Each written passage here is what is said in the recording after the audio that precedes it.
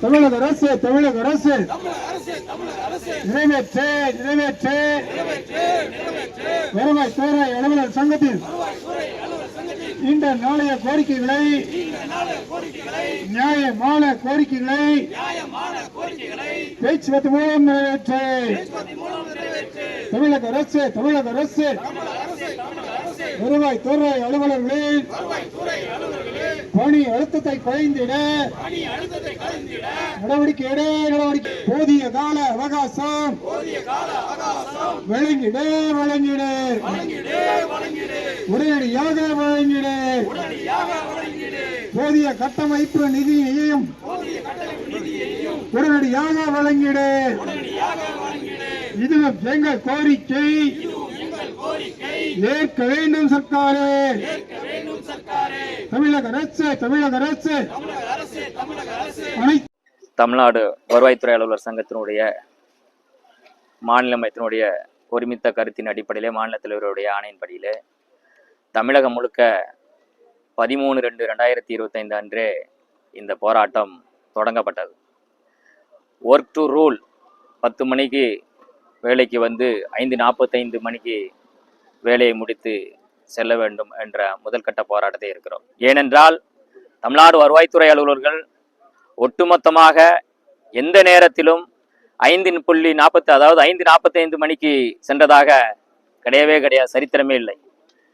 தன்னுடைய பணிகளை முழுக்க 9 மணி வரை, இரவு 9-10 மணி வரை இருந்து வேலை செய்து வருகிறக்கூடிய ஒரு முக்கிய துறை. இப்படியா இருக்கக்கூடிய துறை தங்களுடைய பேரிடர் காலத்திலும் தேர்தல் காலத்திலும் மற்றும் சட்ட ஒழுங்கு என அனைத்து துறைகளிலுமே தமிழ்நாடு வருவாய்த்துறை ஊழியர்கள் தமிழ்நாடு முழுக்க அரசினுடைய கொள்கைகளையும் அரசினுடைய செயல்பாட்டையும் அரசினுடைய தேவையான ஆணைகளையும் நிலைநாட்டுவதில் முக்கிய பங்கு வகித்து தமிழ்நாடு முழுக்க மக்களோடு மக்களாக மக்கள் பணியாக தமிழ்நாடு வருவாய்த்துறை ஊழியர்கள் வருவாய்த்துறை சங்கத்தின் வாயிலாக செய்து வருகிறோம். இப்படியான சூழ்நிலையில் தொடர்ந்து 20 ஆண்டுகளாக வருவாய்த்துறைக்கென தனி ஊதியம், மேம்படுத்தப்பட்ட ஊதியம் வழங்க வேண்டும் என்று 20 ஆண்டு காலமாக இந்த போராட்டத்தின் வாயிலாக கேட்டுக்கொண்டு இருக்கிறோம். அதனுடைய முக்கிய போராட்டமாக இந்த போராட்டம் கையில் எடுக்கப்பட்டு வருகிறது.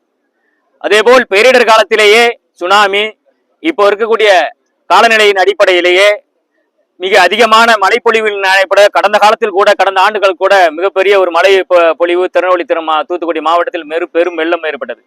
இந்த பெருவெள்ளத்திலே கூட எங்களுக்கு பேரிடர் மேலாண்மையினோடு இருக்கக்கூடிய பிரிவில் தமிழகம் முழுக்க 97 பணியிடங்கள் கலைக்கப்பட்டுள்ளது. அந்த பேரிடர் முக்கிய துறையினான இந்த எங்களுடைய துறையில கூட 97 பணியிடங்களை மீண்டும் வழங்க வேண்டும் என்ற முக்கிய கோரிக்கையும் இன்னும் வரை தமிழக அரசு வழங்கவில்லை.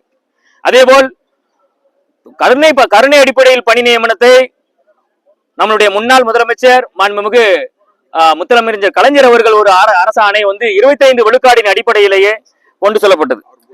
அதற்கு பின்பு முழுமையாக கொடுத்ததற்கு பின்பு இப்போது தமிழக அரசு அப்படின்னா கருணை அடிப்படையில் பணி நியமன ஆணை 5 விழுக்காடாக குறைக்கப்பட்டிருக்கு.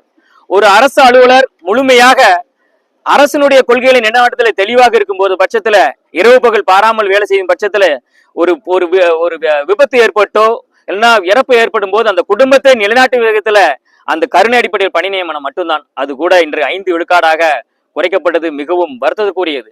இது 25 விழுக்காடாக மீண்டும் அந்த அரசாணையை பெற்றுத்தர மாண்புமிகு முதலமைச்சரிடம் இந்த போராட்டத்தின் வாயிலாக நாங்கள் தெளிவுபடுத்தி போராட்டத்தின் வாயிலாக கேட்டுக்கொள்கிறோம். அதே போல அரசு நம்மளோட அலுவலகத்திலேயே வருவாய்த்துறையில அலுவலக உதவியாளர் சுமார் 2500 பணியிடங்களுக்கு மேலாக பணியிடம் காலியாக இருக்கிறது.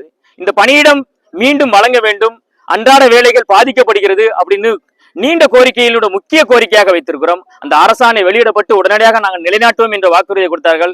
ஆனால் இதுவரை அந்த அலுவலக உதவியாளர் பணியிடம் நிரப்பப்படவில்லை.